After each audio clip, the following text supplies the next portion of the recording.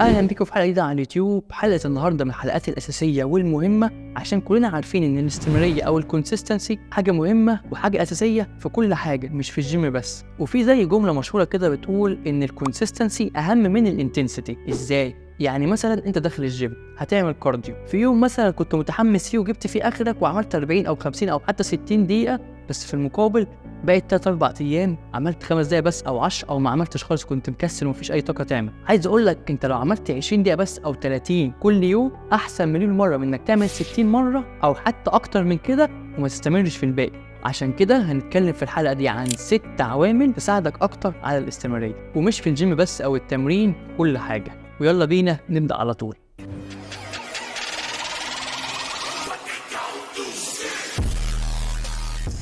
الحاجات اللي هنقولها النهارده هي مش هتنفع للجيم بس او التمرين بس، هي هتنفع لاي حاجه في حياتك او اي حاجه تبدا فيها. واول حاجه من الحاجات دي النهارده هي الاهداف والتحديات، انك تحط كل فتره اهداف وتحديات لنفسك وتحاول تكسرها. والاهم من الاهداف دي تكون اتشيفابل، يعني تقدر تحققها في الفتره الجايه. يعني مثلا انت بتتمرن في تمرين معين بوزن 10 كيلو، ما تقولش انا عايز اوصل لل 50 او ال 60 او اكتر مره واحده، لا، حدد الاول اهداف وتحديات انك توصل في ال 15 وال 20. لما تاخد الموضوع واحده واحده وستيب باي ستيب، كل حاجه توصل لها وتكسرها، ده بيديك موتيفيشن اكتر وحماس انك توصل للحاجه اللي بعديها. وطبعا لازم يكون في طموح انك تجيب ال 50 واكتر. فمن احسن الحاجات اللي ممكن تعملها انك تسجل الوزن اللي بتلعب بيه وتبدا تنظم الموضوع اكتر. وتاني حاجه هي ليه.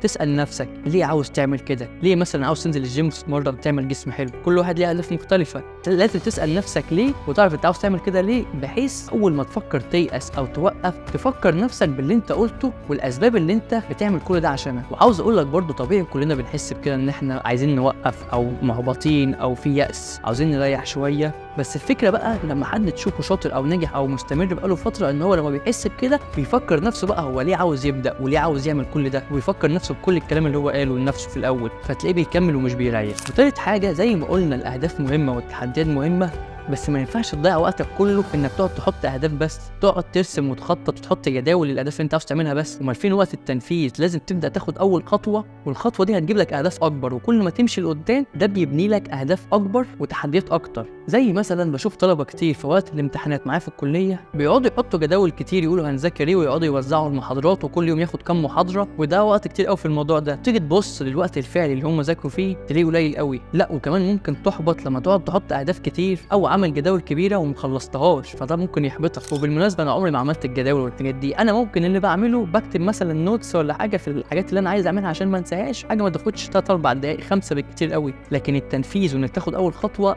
ده الاهم، والباقي كله هيجي مع الوقت. ورابع حاجه معانا النهارده هي انك لازم تشيل عواطفك وتحطها على جنب. العواطف او الموتيفيشن متغيره ومش ثابته ابدا. ممكن تصحى يوم تكون فيه متحمس وعايز تعمل حاجات كتير، و10 ايام تاني تصحى تلاقي مفيش اي طاقه تعمل اي حاجه. عشان كده اوعى دايما تعتمد على الموتيفيشن بتاعك او العواطف بتاعتك او المود بتاعك حلو ولا وحش. مفيش اي حد ناجح انت بتشوفه او ملتزم بيعتمد على المشاعر بتاعته او العواطف بتاعته في اي حاجه. الحاجه اللي المفروض تعملها ايا كان انت حاسس بايه. عندك تمرين، انا انزل اتمرن. عندك مذاكره، انا هذاكر. عندك شغل، الشغل ده هيخلص. ايا كان بقى العواطف والمشاعر والموتيفيشن والمود بتاعك عامل ازاي. ونصيحه تانية على جنب كده، لو في وقت حاسس فيه ان مفيش اي موتيفيشن او المود بتاعك مش احسن حاجه، ابعد عن الموبايل. ابعد عن الموبايل وبالذات السكرول، تقعد تقلب كتير في الموبايل عشان ده هيزود الطينه بله زي ما بيقولوا. وما تقعدش تدور على مصدر للموتيفيشن بتاعك او الحماس بتاعك او شخص معين يشجعك تعمل حاجه، عشان الحماس الخارجي او الاكسترنال موتيفيشن ده مفعوله قليل جدا، مش بيدوم فتره وبينتهي على طول. لكن الانترنال موتيفيشن او الحماس الداخلي من جواك انت ده اللي بيكمل معاك، اللي بيجيلك من جواك انت مش من بره. فحاول تعتمد على نفسك انت في الحته دي. اي مصدر موتيفيشن من بره والتشجيع حلو وممكن يساعدك، لكن مش ده الاساسي بتاعك، مش ده المصدر الاساسي.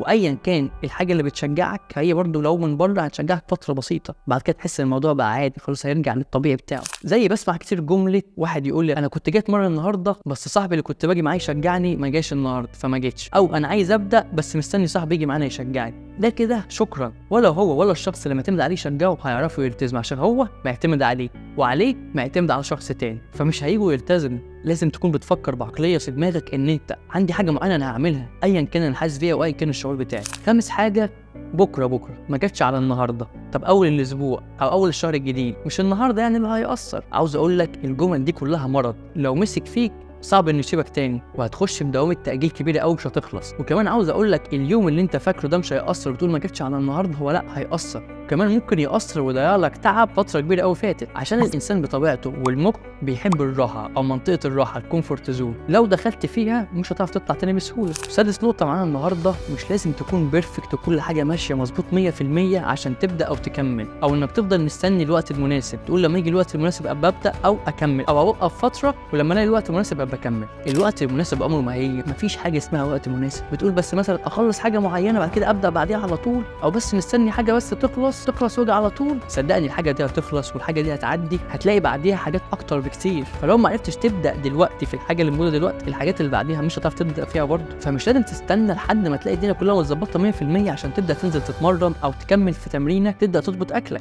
وفي مثال بسيط برضه بيحصل مع الاغلب، حد مثلا جاب سبلمنت او مكمل معين بس حاسس ان هو لسه مش ملتزم في الاكل والتمرين 100%، فيقول لك ايه انا هوقف السبلمنت دلوقتي ولما ابدا التزم 100% ابقى استخدمه. لكن عاوز اقول لك لو بدات تستخدمه مخك اجباري هيبدا يلتزم غصب عنه بالتمرين والدايت عشان خاطر ما يحسش ان بيستخدم السبلمنت على الفاضي. لكن لو فضلت مستني هتفضل مستني لحد ما المكمل نفسه يبقى اكسباير وتاريخ الصلاحيه بتاعه يخلص. فابدا دايما في اقرب وقت تقدر عليه النهارده قبل بكره واشتغل باللي موجود.